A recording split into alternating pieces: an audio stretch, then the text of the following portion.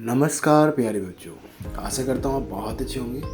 प्यारे बच्चों, आज के इस प्रयोग में हम जानेंगे दाब के कॉन्सेप्ट के बारे में। ये आखिर दाब होता क्या है और इससे संबंधित कुछ अनुप्रयोगों को आइए समझते हैं।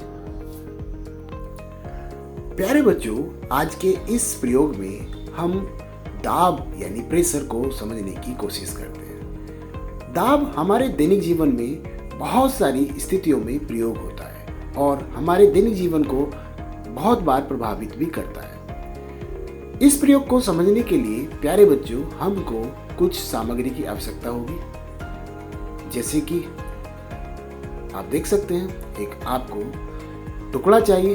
ये गद्दा जो होता है आपका उसका ही हिस्सा होता है। कुछ बॉटल्स चाहिए और ईंट आपको चाहिए।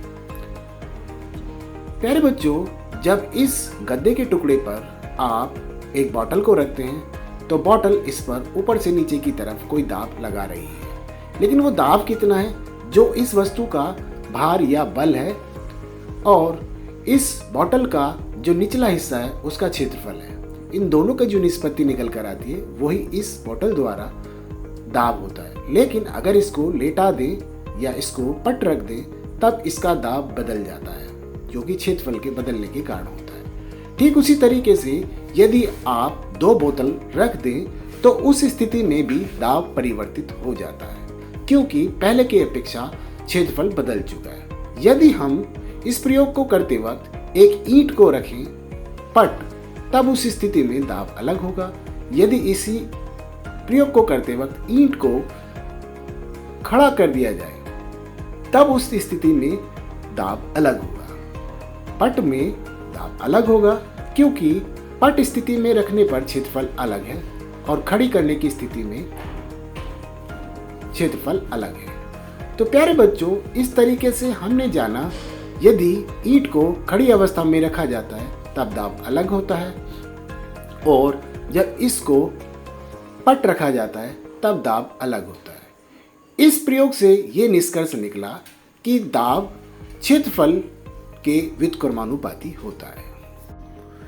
इस प्रकार से दाब की परिभाषा किसी सतह के इकाई क्षेत्रफल पर लगने वाले अभिलंब बल को दाब या प्रेशर कहते हैं। इसकी इकाई न्यूटन प्रति वर्ग मीटर होती है। दाब एक अदिश राशि है। किसी वस्तु का क्षेत्रफल जितना कम होता है सतह पर उतना ही अधिक दाब डालती है। जैसा कि आप चित्र में देख सकते हैं, एक गुब्बारे के अंदर हवा भरी हुई है और उस पर दाब लगाकर कीलो पर रखा जा रहा है।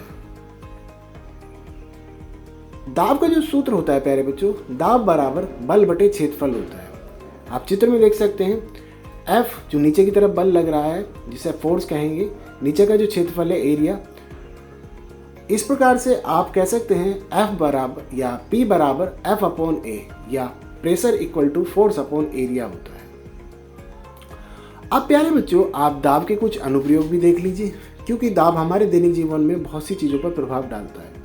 जैसा कि आप प्रेशर कुकर में भोजन जल्दी पक जाता है, इसका जो कारण होता है क्योंकि उसके अंदर दाब अधिक होने के कारण जो जल का ताप है वो देर में उबलता है, इसीलिए कुकर में जल्दी खाना बन जाता है। कुकर के अंदर 100 डिग्री सेल्सियस से अधिक ताप होने के कारण भी खाना जल्दी बन जाता है। अब आप देखेंगे प्यारे बच्चों कि जो हमारी ऊंची ऊंची बिल्डिंग्स होती हैं या हम भवन जब बनाते हैं तो उसके भवन बनाते वक्त हम मिट्टी की परीक्षण कराते हैं, जिसे आप सॉइल टेस्टिंग कहते हैं। कुछ इस तरह का प्रयोग हम यहाँ कर रहे हैं। हमने एक बर्फ़ी के गत्ते में कुछ रेत भरा है और उस रेत को भरने के बाद उस सरफेस को हमने समतल कर लिया। समतल करने के बाद इस पर हमने एक ईंट रखी। आप देख सकते हैं जब ईंट को रखते हैं तो ये ऊपर से नीचे की तरफ दाब डालती है और नीचे का हिस्सा देख सकते हैं आप सब कितना है, ये इसी के हिस्से पर दाब डालेगी। देखिए किस तरीके से दाब डालेगी। दो स्थितियां हो सकती हैं, एक इसको आप खड़ी करके रख सकते हैं, एक इसको आप पट करके रख सकते हैं, यानी कि ऊर्ध्वाधर भी रख सकते हैं आप इसको।